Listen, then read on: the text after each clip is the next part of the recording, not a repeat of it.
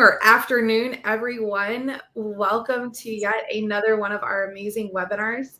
Today, we are with our most valued partner, Text Us, to talk about the ROI of SMS in your sales funnel, something that we really haven't seen a whole lot of. So I don't know about you guys, but I'm super excited about this. Today, we're joined by Maggie and Nick, both from Text Us. We do have some polls that are in the poll section. It looks like a little chart with like 3 lines.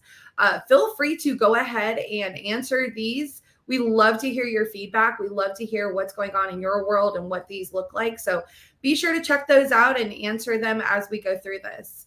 So with that being said, I'm going to go ahead and turn it over to the Text Us group, and I will kick it off with Nick. Thank you, Gina, and welcome everybody. Really excited to be here and walk you through some of the data that we've been able to gather about the impact that texting can have on your sales pursuits. I'm Nick Madison. I'm the Chief Revenue Officer here at TextUs, and joining me is Maggie, who is our VP of Marketing. So really excited to get started. And as we take a look at the agenda here, we're first going to talk a little bit about the landscape in sales and the ever-changing landscape and often the ever more difficult landscape of getting customers and prospects to engage with you in meaningful ways. And we'll think about that through the lens of SMS and how that can impact each part of the sales funnel, but also post-sale and the way that you can engage with your customers in meaningful ways to enhance and grow those relationships. We'll also give you some hard data on the impact on and business case of SMS and the way that it can improve the way that you can engage and win more often. And lastly, as you can imagine, we help our customers send an incredible amount of text messages each day that gives us a really significant repository of data on what works and what doesn't. And so we'll talk a little bit about best practice and how to get the most from a platform like TextUs. And then, of course, we'll save plenty of time for questions. We'll certainly do our best to answer questions in the chat and the Q&A as we go, but we'll leave time at the end to make sure that all your good questions get addressed.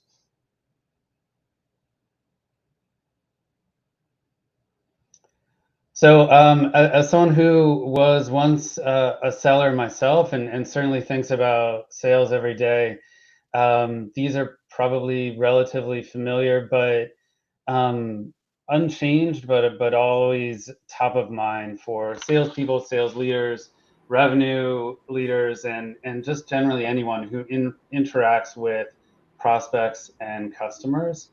And certainly top of mind is making sure that we as individuals or collectively are able to meet quotas, hit or exceed targets, and enjoy the upside of that for ourselves as well as for our companies.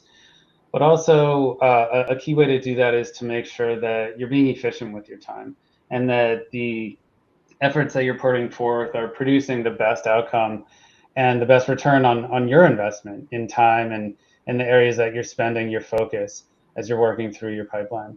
And lastly, it's really hard to get prospects to sign up as customers. A little bit easier typically to get them to grow with you, but the level of effort and the behavior required is similar and no less important as you work with your customers and make sure that they get off to a good start, but also that they see the value in your solution and continue to want to buy more from you.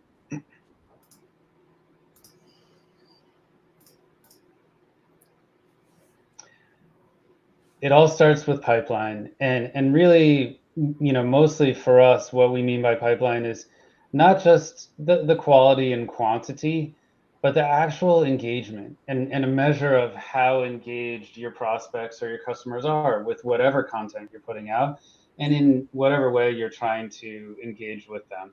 And really up-leveling your ability to engage is the biggest difference maker in successful outcomes. And what we see and what we know from the data is that using SMS can have a massive impact. and make an exponential increase in your ability to engage with your target audience in the ways that you want and in the ways that you can control to produce good outcomes.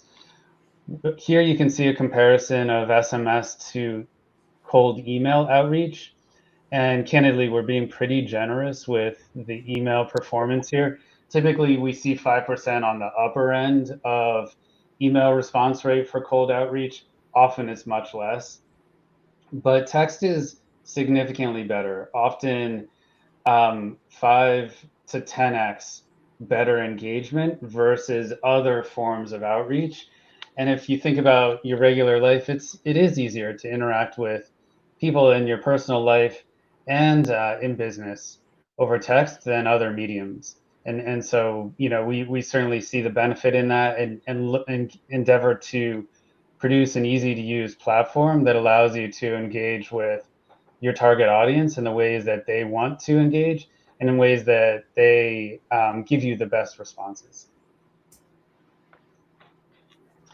Another key element for everyone is efficiency and the time spent.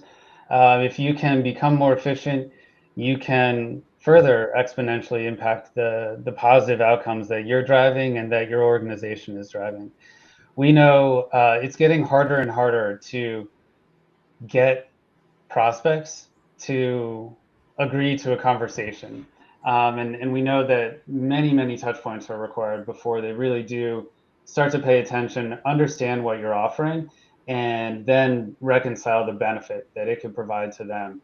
So many touch points are required.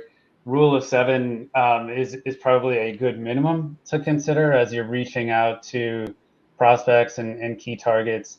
And when you're trying to expand your reach, efficiency is massive. So, you know, cold outreach through email is historically effective, becoming less effective. Text and SMS is becoming more effective. But the other thing that plays a big role here is the amount of time that it takes your target audience to respond to you. And what we see here is a significant reduction when you reach out via SMS versus other forms, including email and phone call. And so not only can you be more efficient, can you reach more people, can you get them to engage more often via SMS outreach, they're also going to do it faster. So you can get them while it's top of mind, and you can jump on opportunities as they present themselves to you. So I'll throw it over to Maggie now, who will walk us through the impact of SMS on the sales pipeline. All right, thanks, Nick. So we'll set the stage here a little bit. I'm going to, talk through the sales process, but want to give some baseline metrics to help kind of give you a sense of, how we build a case around SMS, how it impacts different stages throughout the funnel. So we'll start here with this collection of response rates. These are by industry. This comes from data that we pulled from our own users as well as surveyed users that we run at least once annually. So obviously this doesn't encompass every industry we work with, but a large chunk of the ones that are what we consider to be power users. So, I think the message here is really that it's strong across the board. There's a little bit of variance, but not a whole lot. And we're, upwards of 70% plus as it relates to conversational response rates by industry. So really what this is hoping to highlight is there's a right mix of channels, that does include phone and email, but text really can help enhance the engagement and really drive things down funnel as you start to get better and better response rates across the board. Talked a little bit about omni-channel, but this is another kind of look at this data. So, what we see is that the highest response rate, at least from our data, does come from SMS. Email is in there at number 2, phone call number 3, and then MMS at number 4. So what this is illustrating is that there's a right mix of multiple channels. Of course, we love text messaging, we love SMS, but it's part of an omni-channel strategy. And it really, the goal is to drive engagement across the board, to utilize multiple touch points. This goes back to the point that Nick made about that rule of 7. How can you utilize different communication methods within your strategy to drive that engagement? And what we see here, the predominant ways that businesses utilize SMS, and these are kind of our 4 major use cases. lot of uptake in workforce management. So this is employee engagement, shift scheduling, just communicating with employees. We see a lot more adoption within that use case compared to others, especially when you're in a situation where you want to drive response, you want to inform people that are maybe deskless workers or dispersed workforces. Secondly, recruitment is a big one. Moving candidates throughout the pipeline. So this is obviously a sales kind of focused webinar, but we look similarly at the candidate life cycle as it relates to recruiting, similar to sales. So you want to engage people throughout the funnel and essentially place them to market quicker. Sales and marketing, very similar here.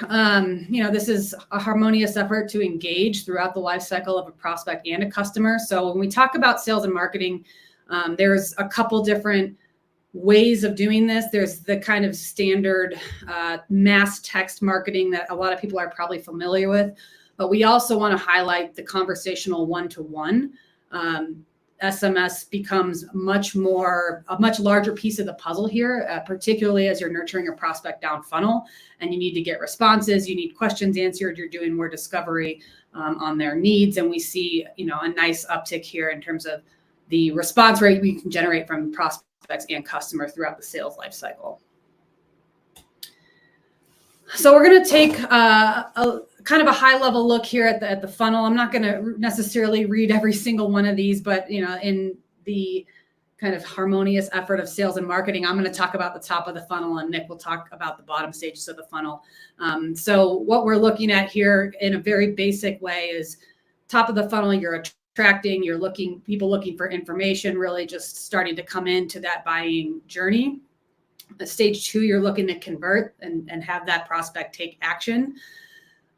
Stage 3, looking to close that prospect and move them into the customer phase of their journey with you. And then 4, we call delight, but really this is where you start to utilize those upsell and customer success opportunities. And there's still a lot of ways you can utilize SMS even after the deal is closed.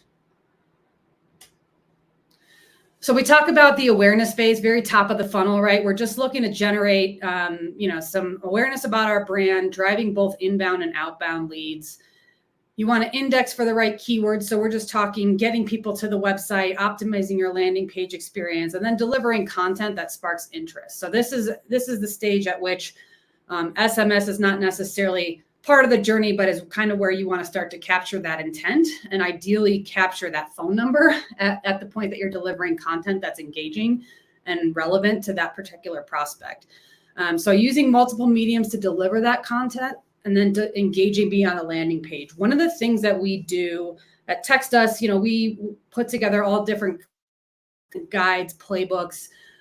We drive a lot of awareness through advertising. And when we capture things through gated download forms, we'll ask for a phone number and get that opt-in at that phase. So that way we can start to engage that prospect, not only by delivering them that content, maybe following up with an email, but now we have a phone number we can start to engage, ask some questions. Hey, saw you downloaded that playbook of ours recently. Let me know if you'd like to connect to learn a little bit more. So that's an opportunity then for us as marketers to capture that intent and then hand it over to sellers who can then start to engage down funnel. When we look at that capture and convert stage, right, speed to lead, I'm sure this is not a new concept to a lot of sales folks that are likely on the call. We want to make sure we get responses quickly and engage, essentially striking when the iron is hot. So some interesting statistics here, 82% of consumers expect responses within 10 minutes from businesses they engage with. Those businesses that respond within an hour are 7 times more likely to connect with decision makers. So we talk about speed, and we'll share some data here around just SMS response times and the engagement we see relative to the number of minutes. You'll see quite a gap as it relates to other communication channels. So email and phone can certainly hinder progress along that journey. And we've talked already about the response rate that text sees that tends to, frankly, mop the floor a bit with email and phone. So with that, I'll share the numbers. We're just looking at median response time. This is over a 12-month period. This is in minutes, and then that green line is a 3-month average. So really what we're illustrating here is that it's fast, right? This median response time we see from most of our users once they send a text, is oftentimes 15 minutes or less to get a reply back. By comparison, the average professional responds during work hours via email in about 3.5 hours, so significantly longer. If you're talking outside of work hours, you're upwards of a full working day plus 10.5 hours. So I think the numbers pretty much speak for themselves here, particularly as you're looking to move prospects, customers quickly down funnel, or at least quickly through their buying journey. Getting a response is key to that. So, this is pretty compelling data as it relates to the efficacy of SMS here. All right, Nick, I'll kick it back to you for lower funnel. Thank you. Yep. So once you have a quality opportunity, you have to win it, and you have to win at a better rate than your competitors, than your peers. And really a few things stand out. And I read a quote recently that I think really resonated with me, which is a lot of the most successful people are people who respond and respond quickly. And you see that in regular life, and you certainly see it in business. And in a world where most of us are selling in a highly competitive landscape, it's rare that there are companies out there that truly have a completely differentiated value proposition. We know there's someone else that that prospect or customer could opt to work with, and instead of you and your offering. And so the way that you show up in the sales process ends up being really important in your likelihood of winning. And speed to response, but also engaging in the ways that prospects and customers prefer, really has a big impact on your likelihood of winning, and helps to set you apart from competition. If you're first to respond and your response is solid and you're engaging with them in a way that they appreciate, even with equal value propositions versus competition, you're going to win. And so why not tip the scale in your favor? And you can see that with some of the data here, most prospects make a purchase based off of their sales experience. Certainly feature and function matter. Commercials will always be a big part of it. A contract is important, but they're going to either want to work with you and therefore advocate for that and be a good champion internally, or they could be indifferent, and you're going to lose more of those than you win. So again, if you can enhance the ways that you're interacting and increase your response time and meet them on a level playing field, you're likely to win more than you are to lose.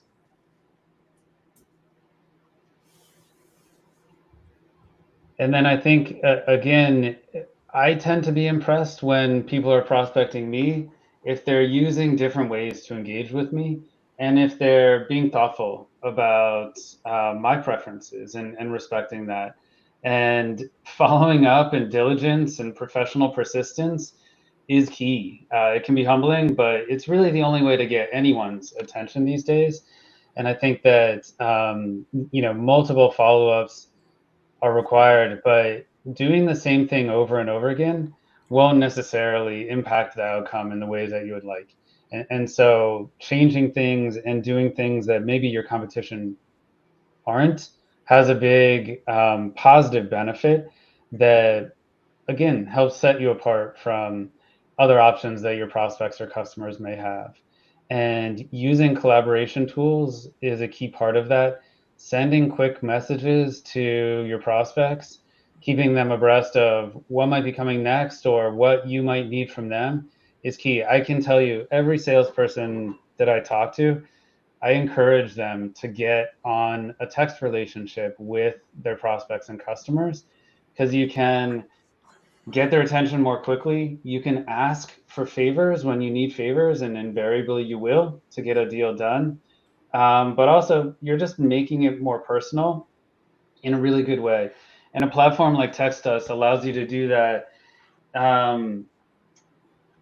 to make sure that you're complying with regulation, that you're not engaging with people who do not want to be engaged in this way. And also, there was a good question from Cameron, but there is a host of information, blueprints, sequences that we have that can help you understand the best ways to get your customers and prospects to engage with you. And so as we look at closing out the funnel, on the next slide, oh, forgive me. So we have, as I mentioned, just a massive repository of benchmarking and important data. But one thing that we see very consistently is the length of a message has a huge impact on response rate. And again, like with everything, being short and to the point, so someone can understand that, yes, this is the right time, this is something that I'm interested in, has a big impact. So if you can keep your messages short, less than 100 characters, you can more than double the likelihood of response. And so that forces you to be thoughtful and be really prescriptive about how you're communicating, which ultimately audiences prefer across any medium, but especially in text. Yeah, often I'll just add some color commentary here. We talk about sellers using different tools to engage.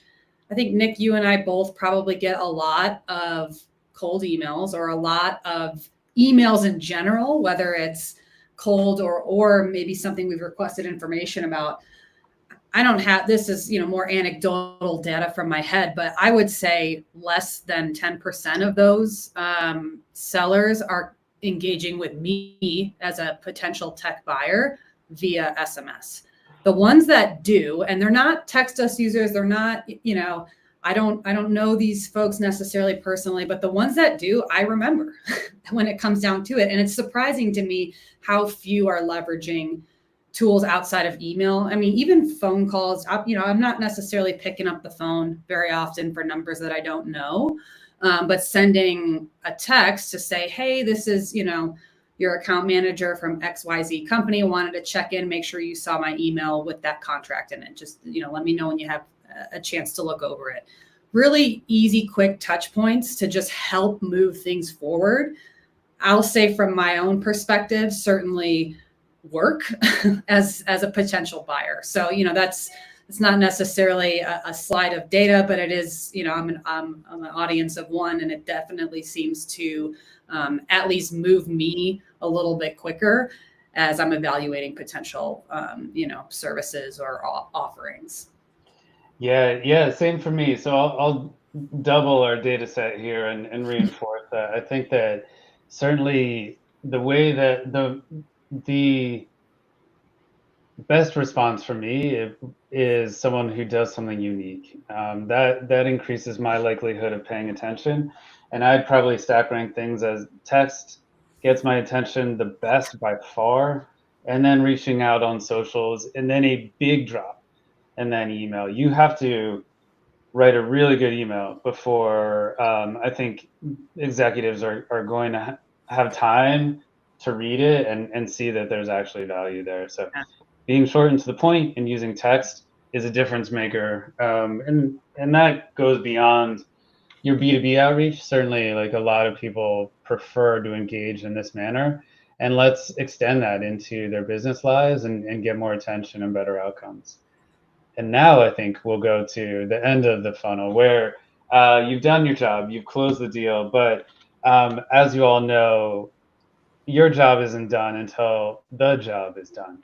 And making sure that your new customers are delighted and that they are getting what they think that they bought, but also invariably you'll have identified ways of growing that relationship during your initial sales process that you can leverage and follow up on post contract signature. And so again, if you've built this relationship and engagement method through SMS, it's a tremendous way to keep them abreast of what's coming for the partnership, but also how things are going, what their strategy is, and weaving in the roadmap that you've built about growing that account into your conversation with them.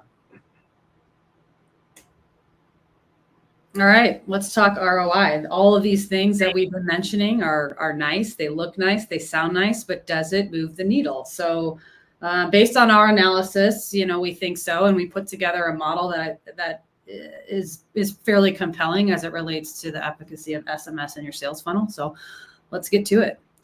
Ultimately, we're talking about driving pipeline. So we talked about higher response rate, higher conversion rate, moving down funnel at a better rate and doing it more quickly, ultimately boost your pipeline, right? It's not necessarily rocket science, but how do we get to this math? So we put together an average sales outreach funnel that, includes marketing-led outreach with 500 opted-in contacts. So maybe we're sending an email around a certain piece of content, for example, or a certain promotion.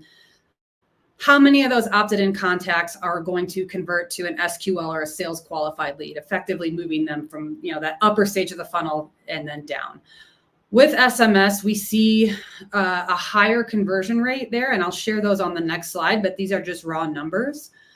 135 versus 150, a difference of 15 contacts. It doesn't seem that drastically different, but it starts to compound as you move down funnel. So from those SQLs, we see more convert to that opportunity phase and furthermore convert to that closed one. So, a difference from 12 to 18, you're looking at 50%, difference here with the amount that convert from that original list of opted-in contacts. And this is really just a story of conversion. So the way we get to those numbers is based on our own data. To give you a sense of how we move prospects down funnel, we're a B2B SaaS company. If you want some information about our platform, you come to the website, you book a demo, and eventually get on a call with an account executive who will then kind of move that prospect through the sales funnel from opportunity to closed one. When we utilize text as part of that process, so we ran this as an experiment sometime last year. I can't remember the exact date range, but we utilized an opt-in on our demo form where we asked for a textable phone number and a checkbox to opt into communications from us via SMS. And then we just looked at how it converted. So the ones that utilized SMS converted these numbers on the right-hand side versus the ones that did not, you'll see on the left-hand side. And so, the difference from 27 to 30%, not crazy, 35 to 39, again, similar. But when you compound that together and it moves down funnel, you see a significant lift in the amount of deals that make it into your pipeline and additionally the ones that actually close. And so this was, an experiment. We kind of felt like we knew what the outcome was going to be. When you put some numbers behind it, it becomes very compelling. And we just see, similar to the points that Nick and I just made, people notice when you choose to engage with them in a way that is convenient, that's fast, and it works well on both sides, right? The prospect can get the information they need more quickly. They can respond to you based on, what their schedule allows. And as a seller, you can manage that pipeline and that deal cycle much more efficiently. And so, time is money, right? So the more we can do this, the more we can move deals through the funnel quicker, the more opportunity we can then have to then go back out and start prospecting again and just repeat the cycle. So, I've said this a few times, but I do think the data really does speak for itself. And it's one of those areas where a lot of people use text in their day-to-day personal lives, but the adoption in the business world is a bit slower, but there's a ton of headroom. There's a lot of opportunity as both marketers and sellers to start looking at different ways to leverage this throughout the buyer journey. And one of the things that, I want to be clear about is oftentimes people think of SMS marketing, text marketing as 5-digit short code that you get from, a retailer maybe that you've purchased something from before, and they're running a special and they want to send you a coupon via text. That's all well and good. But what we're really want to be adamant and diligent about is that there are ways to leverage text beyond just that mass send, right? This is like a one-to-one personal communication, no different than how you would potentially interact with a prospect via email or phone as you're trying to move them down funnel throughout that journey. So text is a very easy, and welcome way for a prospect to engage with you. And certainly, will produce better results when all is said and done. All right, getting to the home stretch here. Nick, I'll kick it back to you for a few takeaways. Yeah. So just again, like a little hint at some of the best practice with SMS, and there have been some good questions about how to use this kind of platform to the greatest impact and effect. But just high level, happy to get into more detail in the Q&A as well. Engaging via SMS to both create but also enhance leads is really preferred by your prospects at this point and your customers. And it allows you to be more efficient, but also get much better responses and enhance the experience for your target audience. Leveraging rich media in one-to-many SMS campaigns generates much higher levels of engagement and response. The data there is unmistakable. And, again, a lot of this is standing out, and this is a tremendous way to get people's attention in a positive and in a way that they're more likely to respond positively. And then keeping pipeline moving through the sales funnel is one of the bigger challenges that we all have.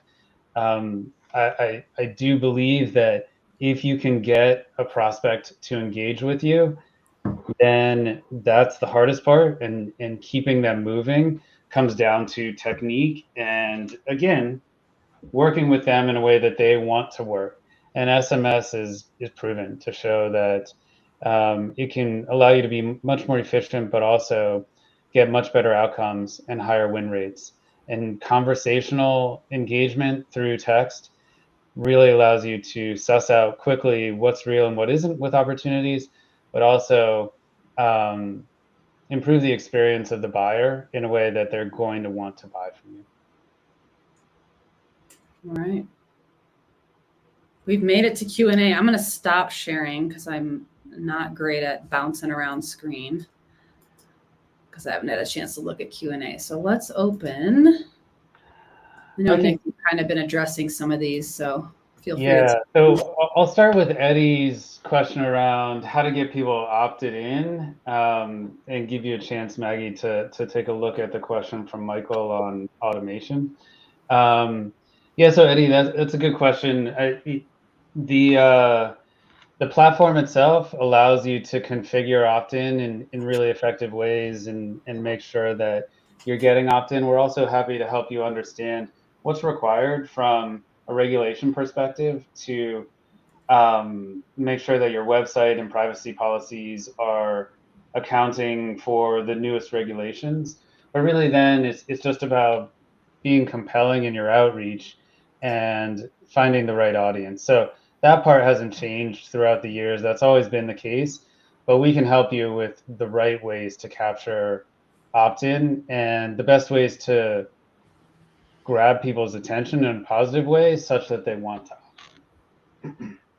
Awesome. Question on automating SMS outreach. So there's a few different ways. I'll talk to kind of the few that we've seen work really well. So at an initial phase, we started to utilize QR codes, and a lot of our customers do this as well, particularly, maybe it's a webinar, maybe it's an in-person event.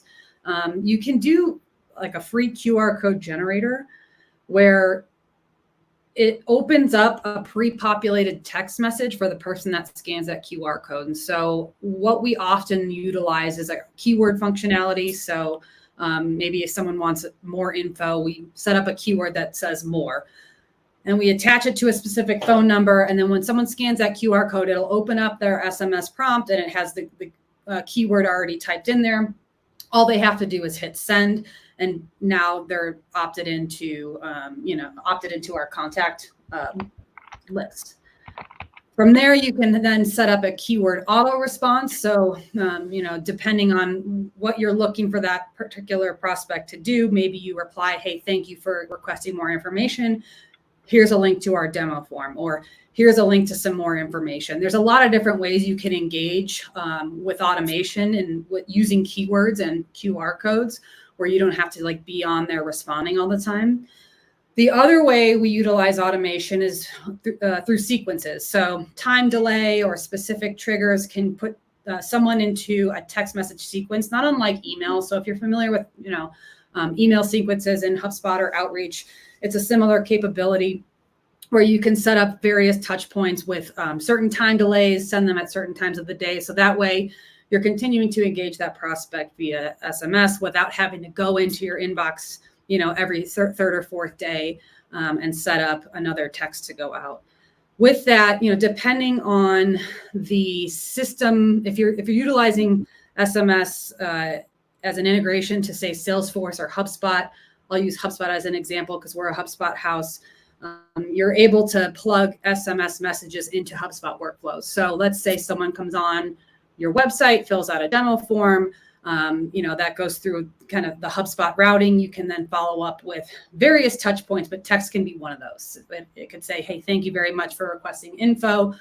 One of our sales reps will be in touch with you shortly. So there's kind of a lot of ways to slice and dice that. There's some tools that are built into the TextUs platform, but there's also some integrated tools that live, within your CRM like HubSpot or a Salesforce where you can stage text as part of that, engagement throughout the buyer journey. So lots to unpack there.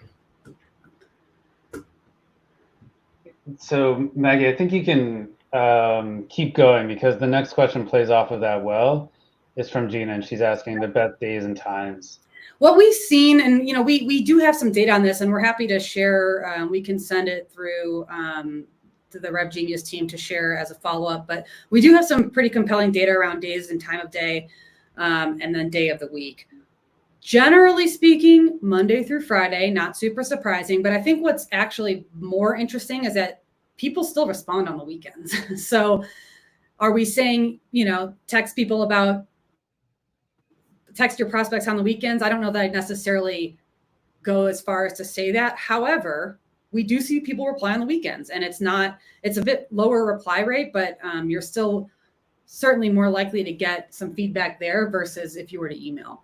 Time of day, it kind of runs the gamut. So yes, business hours, that seems pretty obvious, but what we actually see is still a fair amount of engagement outside of business hours. So if we're talking 9 to 5 as your typical business hours, we really see it from like 7 to 7 or 7 to 8. Like it's a pretty long time frame within the day where people are sending and receiving, and where they will reply to your text. As someone who gets sold to a lot, I'd still probably stick to business hours, but it bears mentioning that there's not necessarily a bad time during the day unless it's like the middle of the night. And based on our data, responses come at all times of the day. So it just kind of goes to show that, it's as effective a channel as we could potentially use in these processes. Yeah, it's more likely to get a response regardless of time of day.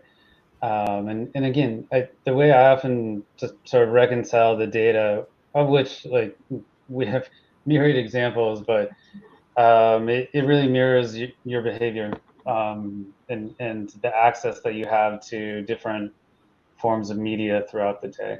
Cameron asked about AI and what role AI plays in our solution. So, very briefly, right now we're thinking about AI in two ways. One thing that we have launched is we have a massive knowledge base that helps our customers understand questions like this, as well as just how to get the most from the platform. And we have an AI overlay on that, which really allows you to efficiently and effectively get to the answers and the data that you're looking for within that knowledge base, which covers every topic under the sun with relating to SMS. So a very powerful tool. In fact, we use it every day because there's so much data and so much interesting information in there. But certainly that's a huge help to our customers to get the most from the platform. And then not yet launched, but we're certainly thinking about ways to allow AI to help our customers compose compelling messages and understand how to best A/B test different approaches for their target audience. And so we think that'll be powerful, but in the short term, and obviously you need good data for AI to have any impact. We have the data and the analysis, and that's something that we share with our customers regularly through QBRs and other meetings to help them understand the efficacy and the impact of their outreach and how they benchmark against their peers in their space.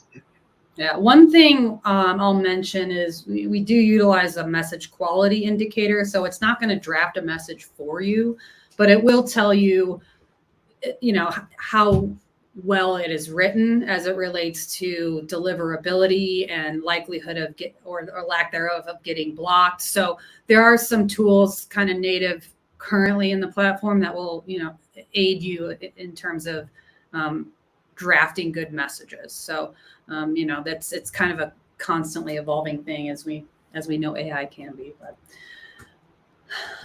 we've got another one about does TextUs allow for images and PDFs? Yes. So there's a few different ways to utilize rich media throughout the platform. We do have enhanced campaign features that will allow for MMS, so multimedia, and attaching of PDFs. Additionally, those are able to be attached in one-to-one conversational messages. The other thing, which is not specifically asking, but it bears mentioning, is a global link shortening capability that lives across the platform. It's not unique to campaigns or premium features. It allows you to put a link into a message, and then it'll automatically shorten it with a branded URL. Essentially what happens is it reduces your character count. So if you have a really long URL, then you don't have to take up a bunch of characters sending something like that. And it also just improves deliverability. It looks, better to carriers, better to providers. And so that's another way to share things beyond, just simply text via your SMS. Cool. Was just looking through poll results. I think, some interesting findings here. We've a lot of Salesforce users, a lot of HubSpot users as well. Salesforce is the predominant CRM that folks are using, which is not surprising. We're a Salesforce house as well. We do integrate with both Salesforce and HubSpot. So I know I talked a little bit about that, but some interesting findings there. Not a whole lot else. Otherwise, it's a solid 80-20. Currently using business SMS, the majority are not. So hopefully, this kind of gives you some things to think about in terms of how you might implement SMS into your, your communication, your sales and marketing strategy. So, certainly plenty more resources, obviously, on our website. But, if you have questions on how that might look in terms of implementing it in your business, that we're here to help and be resources on that front. And then lastly, just wanted to understand if anyone's using an integration. So majority are not, but it is a little bit more even split. So, it's a lot, I think, for folks oftentimes to just continuing adding onto their tech stack. And the goal, at least with us here at TextUs, is to make this really a more of an extension of your workflow, not just another thing you have to worry about. So, I think with the availability of integrations, especially with the larger CRMs, it certainly makes it a bit of a lighter lift if you're looking to implement text and you have a system that, that it can overlay with. So, cool. One last question popped in. How does TextUs differ than other SMS providers? So I think there are a few key pillars that we think about as unique to TextUs. Firstly, we are one of the most performant and high functioning SMS platforms that's out there, overlaying software with excellent deliverability and some of the premium features that Maggie mentioned around automation, link shortening, branded links, etc. But then also feedback that we consistently receive is while it's highly customizable, it's also one of the more intuitive platforms. So you can get started and begin having these positive impacts on your outcomes and increase your revenue quickly. And that really is one of the most important things. And then lastly, I would say that we differentiate ourselves through the service that we provide to our customers, both from our customer success and account managers, but also our support team, who's highly responsive and can get you operating very quickly. And the data insights that Textus has are unique. And so hoping to understand how to be most effective, how to differentiate yourselves, we can provide data that really speaks to using the platform to the best effect possible.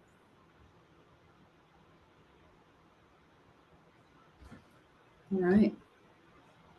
I think we've done it. Looks like all questions have been answered. So, we like to obviously leave plenty of time, but, if we also can wrap things up and send you on your way, that's our goal. So,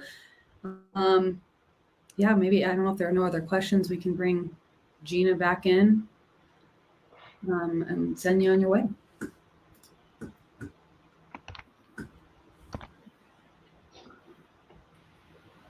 All right, guys. Yeah, it looks like we're about 14 minutes to the top of the hour. So if we want to close out, if there's no more questions, this is your last and final chance.